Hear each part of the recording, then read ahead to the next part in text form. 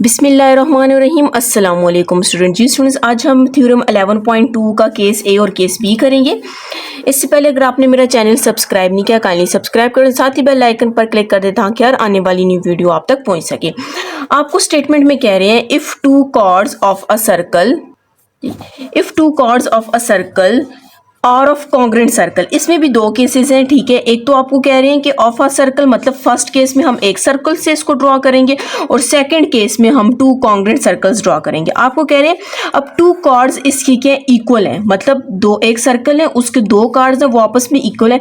Then their corresponding arcs are congruent, तो उसकी जो कोरिस्पॉन्डिंग आर्स हैं वो भी आपके पास क्या है, कॉन्ग्रेंट है। अब यहाँ पर आर्क आपके पास काफी ज्यादा हो सकती है, एक आपके पास माइनर आर्क होती है, एक मेजर और एक सेमी सर्कल। हम इनमें से कोई भी एक प्रूव कर देंगे और हम कह सकते हैं कि इसकी सारी आर्स आपस में के कॉन्ग्रेंट है। फॉर एग्जांपल अगर माइनर आर देखें तो हम कहेंगे A E B congruent C F D, हमने ये प्रूव करना है, ठीक है। अगर मेजर आर देखें तो आप कहेंगे ए ई बी सी ए, आपके पास बल्कि ये यू एफ से कर लेते हैं, ठीक है। ए एफ बी, ये देखें ए एफ बी, ये इसकी मेजर आर्क है, ठीक है। और C D C E D, ये आपके पास मेजर, ये यूं बनेगी आपके पास, ये देखें। चलिए इसको हम इस इधर से आके फिर से चेक करेंगे। पहले ऊपर स्टेटमेंट पढ़ लेते हैं। If two cards of a circle, मतलब ये एक सर्कल है उसके टू कार्ड्स हैं वो क्या है, इक्वल है, मतलब ये इसके इक्वल है, ठीक है। Then their arcs are congruent, तो इनकी आर भी आपस में क्या कॉन्ग्रेंट है, ये प्रूव करना है। पहले हम वन सर्कल का देख ले रहे हैं। A circle with centre O, आपको कह रहे हैं एक सर्कल है उसका सेंटर ओ है, having two chords A B and C D, उसके टू कार्ड्स हैं और वो आपस में क्या है, कॉन्ग्रेंट है। ये आपके पास गिवन में प्रूव आपने क्या करना है, ए ई बी किसकी इक्वल है, सी एफ डी के, ये आपके पास कौन सी आर्क है, माइनर आर्क है, ठीक है। और किसके कॉर्ड्स कौन से, ए बी और सी डी आपके पास कॉर्ड है। और दूसरी आपके पास मेजर आर्क है, तो मेजर आर्क आपके पास क्या है, A F B. Major arc मतलब यहां से लेकर यहां तक ये एक आर्क है, ये कॉन्ग्रेंट किसकी होगी आपके पास, सी, यहां से लेकर आएंगे सी ई डी के, मतलब पहले आप यूं पूरी ले लें और फिर उसके बाद आप यूं पूरी ले लें, ठीक है। तो इन दोनों को हमने क्या करना है, प्रूफ करना है। और कंस्ट्रक्शन में आपने क्या करना है, ओ से ए तक, ओ से बी तक, डी तक और सी तक आपने ज्वाइन कर देना है, ठीक है। ये सेंट्रल एंगल आ जाएगा, एंगल 1 एंड एंगल 2 आ जाएगा। अब आप लोगों ने याद रखना है कि हमारे पास जब भी बोला जाए कि आपने आर्स प्रूफ करनी है, तो आर प्रूफ करने के लिए आपने उसके अभी मैं पिछले जो थ्योरम से उसमें मैंने आपको डेफिनेशन बताई थी। आपके पास जो आर्स होती हैं उनकी डेफिनेशन क्या होती है, अगर वो दोनों आर्स आपस में कॉन्ग्रेंट हमने प्रूव करनी हो तो हमने ये प्रूव करना होता है उसका एंगल, जो सेंट्रल एंगल है वो भी कॉन्ग्रेंट होना चाहिए, ठीक है। पूरी डेफिनेशन ये होती है, अगर आर्स आपके पास कॉन्ग्रेंट हो तो उनके सेंट्रल एंगल्स भी कॉन्ग्रेंट हो, तो हम कह सकते हैं कि ये दोनों आपस में क्या कॉन्ग्रेंट है। अब इसका मतलब ये है कि इस थ्योरम को प्रूव करने के लिए हमने फिलहाल क्या प्रूव करना है, एंगल 1 और एंगल 2 को आपस में कॉन्ग्रेंट लेकर आना है। अगर ये दोनों कॉन्ग्रेंट्स आ जाते हैं तो हम इजीली कह सकते हैं कि ये आर्क इस आर्क के कॉन्ग्रेंट है, या फिर ये वाली पूरी आर्क आपके पास इस पूरी आर्क के कॉन्ग्रेंट है। हम इजीली इसको कह सकते हैं। अब हम इसका प्रूफ स्टार्ट करते हैं जी। सबसे पहले आपके पास यहाँ पर टू ट्रायंगल्स बन गए, हम वो ट्रायंगल्स लेते हैं। एक आपके पास ट्रायंगल ये और एक आपके पास ट्रायंगल ये है। तो in triangle O A B कोरेस्पॉन्ड, मैंने ये लिया ओ A B कोरेस्पॉन्ड O D C, या ओ सी डी आप कुछ भी ले सकते हैं, ओ सी डी, ठीक है। ये ट्रायंगल हमने दो ले लिया। हम प्रूव करते हैं ये दोनों ट्रायंगल्स कॉन्ग्रेंट है।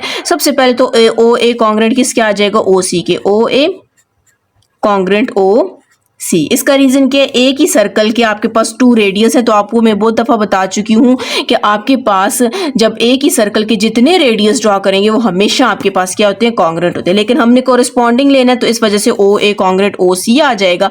तो आप इसका रीजन क्या देंगे, रेडियाई ऑफ सेम सर्कल, मतलब एक ही सर्कल के 2 रेडियस है, ठीक है। रेडियाई आपके एक होगा, रेडियस बोलते हैं 2 या 2 से ज्यादा, तो आप रेडियाई ऑफ सेम सर्कल बोलते हैं। इसी तरह ओ बी के कोरिस्पॉन्डिंग कौन सा रेडियस है, ओ डी, तो आप लिखेंगे O B congruent O D, ठीक है। ऊपर ये स्ट्रेट लाइन लगाया करें लाजमी, ये भी रेडियाई ऑफ सेम सर्कल आ जाएगा। अब आपके पास A B congruent C D. ये क्यों कॉन्ग्रेंट है? क्योंकि क्वेश्चन में जो आपके पास स्टेटमेंट है थ्योरम की उसमें आपको बोला गया है ये दोनों कॉर्ड्स आपस में क्या कॉन्ग्रेंट है, ठीक है। तो इसका रीजन आप दे सकते हैं, ये आपके पास क्या गिवन में, गिवन आपके पास गिवन था कि ए बी कॉन्ग्रेंट किसकी है, सी डी के कॉन्ग्रेंट है। अब हमने प्रूफ कर दिए तो इसका मतलब है कि ये दोनों ट्राइंगल्स आपस में क्या आ जाएंगे, कॉन्ग्रेंट आ जाएंगे। A congruent triangle O C D, ये भी आपके पास साइड है, ये भी साइड है, ये भी साइड है, तो आप लिखेंगे साइड साइड साइड। ये मतलब एक ट्राइंगल की 3 साइड लिए और ये दूसरी ट्राइंगल की 3 साइड्स लिए। अब अगर आपके पास ये कॉन्ग्रेंट है तो ये इसका मतलब हुआ ये दोनों ट्राइंगल्स आपस में क्या कॉन्ग्रेंट है, तो इसका मतलब ये हुआ कि इन दोनों ट्राइंगल्स की 3 साइड्स भी आपस में कोरिस्पॉन्डिंग साइड्स भी कॉन्ग्रेंट है और कोरिस्पॉन्डिंग एंगल्स भी कॉन्ग्रेंट है। तो एंगल 1 का कोरिस्पॉन्डिंग एंगल क्या आ जाएगा, 2 आ जाएगा। तो एंगल 1 कॉन्ग्रेंट एंगल 2 आ जाएगा। आप इसका रीजन लिखेंगे corresponding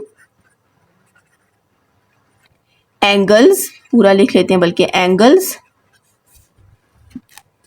angles of 2 congruent triangles, ठीक है। 2 कॉन्ग्रेंट ट्राइंगल्स की ये आपके पास आ गया। अब अगर आपके पास एंगल 1 कॉन्ग्रेंट एंगल 2 है तो आप लिख सकते हैं कि ए ई बी कॉन्ग्रेंट है सी एफ डी के। हमने ये लिख सकते हैं क्योंकि हमने इसकी डेफिनेशन पढ़ी हुई कि अगर आपके पास सेंट्रल एंगल्स कॉन्ग्रेंट हो तो उनकी आर्क्स कॉन्ग्रेंट होती हैं, ठीक है। और अगर आर्क्स कॉन्ग्रेंट हो तो उनके सेंट्रल एंगल्स कॉन्ग्रेंट होते हैं। तो हम लिख सकते हैं ए बी किसके कॉन्ग्रेंट आ जाएगा, सी एफ डी के। तो हमने यही प्रूव करना था। अगर आप थ्योरम को देखें तो उसमें ये भी बोला हुआ है ए एफ बी, आप लिख सकते हैं also A F B congruent C E D. तो आपके पास ये भी कॉन्ग्रेंट हो जाएंगे, ठीक है।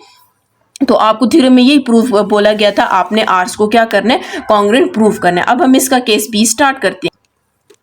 केस बी में हमने डायग्राम इस तरह ड्रॉ करनी है, ठीक है। 2 आपके पास कॉन्ग्रेंट सर्कल आ जाएंगे, 2 आपके पास इसमें कॉर्ड्स आ जाएंगे A B chord C D, और आपको उसमें बोला गया था स्टेटमेंट में कि आपके पास ए बी और सी डी आपस में के कॉन्ग्रेंट हैं, ठीक है। और हमने ओ से ए तक, ओ से बी तक कंस्ट्रक्शन में ज्वाइन कर देना है, ठीक है। और हमने प्रूफ क्या करना है, ए ई बी कॉन्ग्रेंट किसके, सी एफ डी के कॉन्ग्रेंट है। और ये इसकी मेजर आर्क है, यहाँ से लेकर यहाँ तक इसकी मेजर आर्क है। और अगर आप माइनर आर्क है, सॉरी ये इसकी माइनर आर्क है। और अगर आप मेजर आर्क को देखें तो यहाँ पर एक एक पॉइंट ले लें तो आप कह सकते हैं ए जी बी इसकी मेजर आर्क है। और ये किसके कॉन्ग्रेंट आपने प्रूफ करने, सी एच डी के प्रूफ कर देना है, ठीक है। ये आपके पास अगर ये आगे वाला अगर ना भी लिखे तो कोई वो नहीं पड़ा, आपको बस ये 2 प्रूफ करने हैं, ठीक है।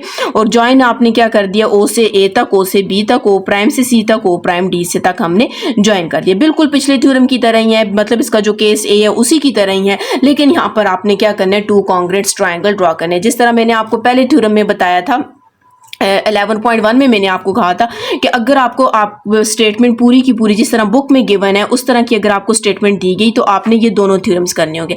लेकिन अगर आपको ऐसा बोला गया कि आपके पास क्या है, if 2 chords of a circle तो मतलब आर इक्वल, मतलब यहाँ तक अगर आपको बोला गया if 2 chords of a circle are equal तो इसका मतलब आपने सिर्फ फर्स्ट वाला करना है। अगर आपको यूं दी जाएगी statement if 2 chords of congruent circle तो फिर आपने सिर्फ केस 2 करना है। लेकिन पूरी स्टेटमेंट ऐसी की ऐसी दी गई तो आपने दोनों के दोनों थ्योरम्स करने पड़ेंगे आपको, ठीक है। अब हम इसका प्रूफ स्टार्ट करते हैं। प्रूफ में सबसे पहले आपके पास 2 ट्राइंगल्स बन गए हैं, ठीक है। हम एक ये ट्राइंगल है, एक ये ट्राइंगल है। हम भी लिख लेते हैं in triangle O A B correspond triangle O prime C D. हमने 2 ट्राइंगल्स ले लिए, ठीक है। अब इन दोनों ट्राइंगल्स को हम प्रूव करेंगे ये आपस में क्या कॉन्ग्रेंट है। सबसे पहले ओ ए कॉन्ग्रेंट ओ प्राइम सी। ये क्यों कॉन्ग्रेंट है, क्योंकि क्वेश्चन में बोला गया था 2 कॉन्ग्रेंट सर्कल लेने। जब 2 कॉन्ग्रेंट सर्कल होंगे तो इसका मतलब है इन दोनों के आपके पास रेडियस भी कॉन्ग्रेंट होंगे, तो हमने लिख दिया। अब यहां पर आप रीजन लिखेंगे रेडियस ऑफ 2 कॉन्ग्रेंट सर्कल्स। इसी तरह ओ बी कॉन्ग्रेंट ओ प्राइम डी, मतलब इसका कोरिस्पॉन्डिंग ये आ जाएगा तो इसका भी रीजन आपके पास यही आ जाएगा, ठीक है। आपने पूरा लिखना है 2 कॉन्ग्रेंट सर्कल्स में, इसको जरा शॉर्ट फॉर्म में लिख रही हूं। अब आपने बोलना है A B congruent C D. ये क्यों कॉन्ग्रेंट है, क्योंकि प्रूफ गिवन में आपको बोला गया था ये दोनों कॉर्ड्स कॉन्ग्रेंट है तो आपने प्रूफ करना है इनकी आर्स बी के कॉन्ग्रेंट है। तो आप इसका क्या लिखेंगे, गिवन, ठीक है। अब आपके पास अगर ये तीनों कॉन्ग्रेंट है तो इसका मतलब है जो हमने 2 ट्राइंगल्स लिए थे वो दोनों ट्राइंगल्स कॉन्ग्रेंट हो जाएंगे, ठीक है। डी। फर्स्ट साइड है, सेकंड भी साइड है, थर्ड भी साइड है, तो आप लिखेंगे side side side congruent side side side, ये दोनों कॉन्ग्रेंट्स हो जाएंगे। अब आपके पास ये वाला ट्रायंगल इस ट्रायंगल के कॉन्ग्रेंट है, तो इसका मतलब है दोनों ट्रायंगल्स के कोरिस्पॉन्डिंग साइड्स और कोरिस्पॉन्डिंग एंगल्स कॉन्ग्रेंट है, तो आपके पास एंगल 1 का कोरिस्पॉन्डिंग क्या है, एंगल 2 है, तो आप इसका यहाँ पर रीजन लिखेंगे corresponding angles of two congruents triangle आप लिख देंगे। अब अगर आपके पास एंगल सेंट्रल एंगल्स कॉन्ग्रेंट आ जाएं, तो इसका मतलब है कि आपके पास इनकी जो आर्स है वो कॉन्ग्रेंट हो जाएंगी, तो हम लिख सकते हैं A E B congruent C F D, A E B arc congruent C F D. नहीं तो आप आल्सो ये भी कर सकते हो कि ये भी आपके पास क्या हो जाएंगे, A G B congruent C H D, ये भी आपके पास क्या हो जाएंगे, कॉन्ग्रेंट हो जाएगी। जी स्टूडेंट्स, अगर आपने मेरा चैनल सब्सक्राइब नहीं किया काइंडली सब्सक्राइब कर दें और साथ ही बेल आइकन पर क्लिक कर दें ताकि यार आने वाली न्यू वीडियो आप तक पहुंच सके।